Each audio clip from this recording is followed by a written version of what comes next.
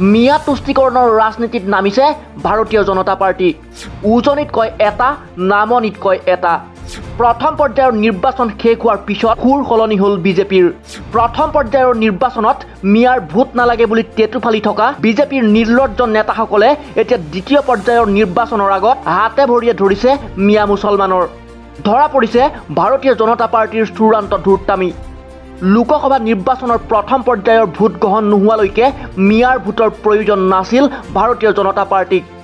মিয়াৰ ভোট নালাগে বুলি দম্ভালি মাৰি বৰ জাতীয়তাবাদী দেখুৱাই ফুৰিছিল উজনিৰ 5টা সমষ্টিত। কিন্তু প্ৰথম পৰ্যায়ৰ নিৰ্বাচন শেষ হোৱাৰ লগে লগেই যেন ৰং গুছিল নীলা শিয়ালৰ। উজনিৰ 5টা সমষ্টিৰ নিৰ্বাচনৰ পিছত শুকুৰবাৰে নিৰ্বাচন অনুষ্ঠিত হ'ব লগা নগাঁও, দৰং, ওদালগুৰি আৰু কৰিমগঞ্জ লোকসভাৰ সমষ্টিত থকা বৃহৎ সংখ্যক ধৰ্মীয় সংখ্যালঘু সম্প্ৰদায়ৰ ভোটাৰৰ আশীষ বিচাৰি নিৰ্বাচনী প্ৰচাৰত মুখ্যমন্ত্ৰী হিমন্ত বিশ্ব শৰ্মাৰ সম্বন্ধিতে বিজেপি নেতা, মন্ত্ৰী, পালি নেতা উত্ৰাৱল হৈ পৰাত এতিয়া স্তম্ভিত হৈ পৰিছে বিজেপি RSSৰ উগ্ৰ সমৰ্থকসকল। উল্লেখ্য যে নগাঁও লোকসভা সমষ্টিত মুঠ প্ৰায় 17 লাখ ভোটাৰৰ ভিতৰত 10 লাখ ভোটাৰেই হৈছে ধৰ্মীয় সংখ্যালঘু সম্প্ৰদায়ৰ। অৰ্থাৎ নগাঁও লোকসভা সমষ্টিত 58% মুছলমান ভোটাৰ আৰু 42% হিন্দু ধৰ্মাৱলম্বী ভোটাৰ। একেদৰে দৰং, ওদালগুৰি সমষ্টিৰ প্ৰায় 22 লাখ ভোটাৰৰ ভিতৰত 7.5 লাখতকৈও অধিক ভোটাৰ মুছলমান সম্প্ৰদায়ৰ। ইফালে 14.5 লাখতকৈও অধিক ভোটাৰ থকা বৰাক উপত্যকাৰ কৰিমগঞ্জ লোকসভাৰ সমষ্টিত আছে মুছলমান সম্প্ৰদায়ৰ 8.30 লাখ ভোটাৰ আৰু হিন্দু সম্প্ৰদায়ৰ আছে 6.5 লাখ ভোটাৰ। দ্বিতীয় পৰ্যায়ত ভোট গ্ৰহণ হ'ব লগা 5 লোকসভা সমষ্টিৰ ভিতৰত ডিফু আৰু শিলচৰ সমষ্টিক বাদ দি আন 3টা সমষ্টি ক্ৰমে নগাঁও, কৰিমগঞ্জ আৰু দৰং, ওদালগুৰি সমষ্টিত ধৰ্মীয় সংখ্যালঘু ভোটাৰে এক নিৰ্ণায়ক ভূমিকা পালন কৰাৰ বাবে এতিয়া মিয়াৰ ওচৰত হাতজোৰ কৰিবলৈ বাধ্য হৈ পৰিছে মিয়াৰ ভোট নালাগে বুলি দম্ভালি মৰা ভাৰতীয় জনতা পাৰ্টিৰ হিমন্ত বিশ্ব শৰ্মা, পীযুষ হাজৰিকা, জয়ন্ত মল্ল বৰুৱা, পবিত্ৰ মাৰ্ঘেৰিটাৰ দৰে নেতাসকলে।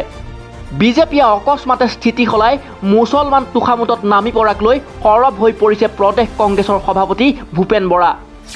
যিজন হিমন্ত বিশ্ব শৰ্মাই বৰপেটালৈ গ'লে বাংলাদেশলৈ যোৱা বুলি কয়, যিজন হিমন্ত বিশ্ব শৰ্মাই ধুবুৰীলৈ গ'লে পাকিস্তানলৈ যোৱা বুলি কয়, আজি সেইজন হিমন্তই মুছলমানৰ ভোট বিচাৰিছে।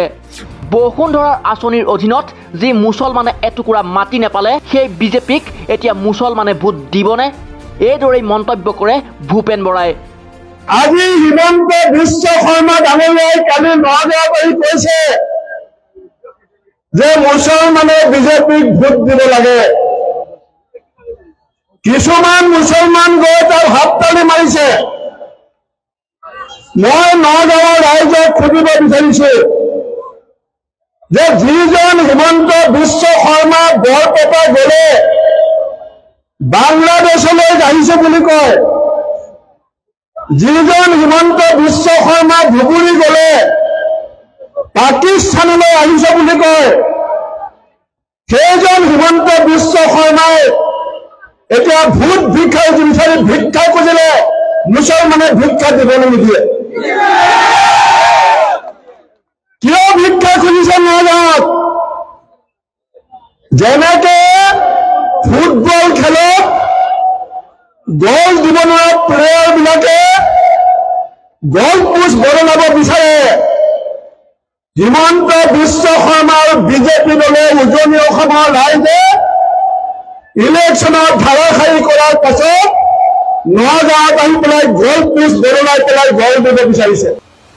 এতিয়া এটাই কথা স্পষ্ট, মিয়া মুছলিম বিজেপিৰ বাবে কেৱল নিৰ্বাচন জিকাৰ এটা আহিলা।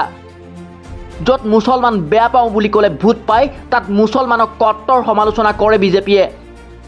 আনহাতে মুহূৰ্ততে পাভলুটি মাৰি মুছলমান অধ্যুষিত এলেকাত মুছলমানৰ তুষ্টিকৰণ কৰে বিজেপিৰ নেতাসকলে। হিমন্ত বিশ্ব শৰ্মা, পীযুষ হাজৰিকা, পবিত্ৰ মাৰ্ঘেৰিটা, জয়ন্ত মল্ল বৰুৱাৰ দৰে বিজেপিৰ নেতাসকল যে সঁচাই ছদ্মবেশী হিন্দুত্ববাদী সেয়া ইতিমধ্যে প্ৰমাণ হৈছে বুলি দাবী কৰিছে বিৰোধী মহলে।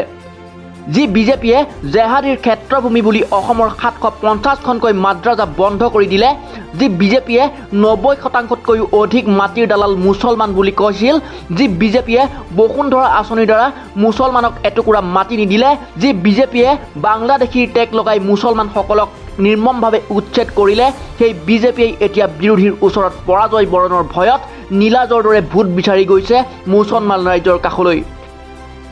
এতিয়া বিজেপিৰ এই আকস্মিক চাৰিত্ৰিক পৰিৱৰ্তনে মাত্ৰ এটাই প্ৰশ্নৰ সৃষ্টি কৰে, সঁচাকৈ ভয় খাইছে নেকি ভাৰতীয় জনতা পাৰ্টিয়ে? News desk report, the opinion. দেশক গদি মিডিয়াৰ কবলৰ পৰা বচাওক। স্বতন্ত্ৰ আৰু নিৰ্ভীক সাংবাদিকতাক সমৰ্থন কৰিবলৈ দ্য অপিনিয়নক সহায় কৰক। আপুনি যদি ফেচবুকত চাই আছে তেনেহ'লে ফ'ল' কৰক আৰু ইউটিউবত যদি আমাক চাই আছে তেনেহ'লে ছাবস্ক্ৰাইব কৰি দিয়ক। লগতে আমাৰ এই স্বতন্ত্ৰ সংবাদধাৰা আগুৱাই নিবলৈ স্ক্ৰীণত দিয়া একাউণ্ট নম্বৰৰ জৰিয়তে আমাক আৰ্থিকভাৱে সহায় কৰিবলৈ অনুৰোধ জনালোঁ।